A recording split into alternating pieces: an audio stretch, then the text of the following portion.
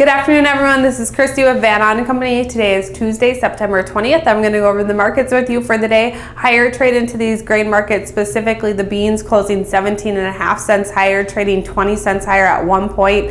No real hard news out there. You did get a small sale here announced by USDA this morning in soybeans, but it wasn't anything too large, and we need to keep up with those sales announcements to keep with the large export number they have plugged in on the S&D side of things. But more importantly, probably what's driving this market is the fact that you're calling for some big rain totals in southern Minnesota, northern Iowa, even some parts of Wisconsin here, and that could be causing some delay in harvesting. Now, you already have some soggy conditions here in southern Minnesota and northern Iowa, so another hard rain might cause some longer delays than really what you want here. One of the things to note is that the forecast is calling from anywhere from 2 to 6 inches, so some big rains actually coming here, and really it's not that big of a deal. It's early in the season, so it's not like you're really pushing here. You're going to stay warm, which will help with drying and which will prevent any hard issues there, but for the most part you're coming on the heels of Argentina having issues very similar in their harvesting, where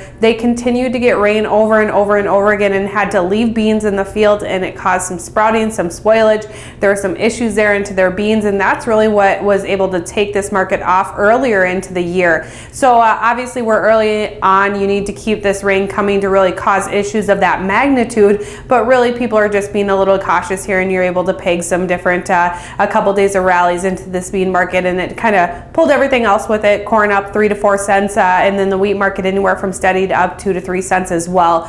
Meat markets traded both sides of things today. Live cattle, feeder cattle just slightly lower. Lean hogs actually able to come back later on in the day after trading lower, closing just some slight gains there, but in the green nonetheless. Outside markets weren't doing a lot either.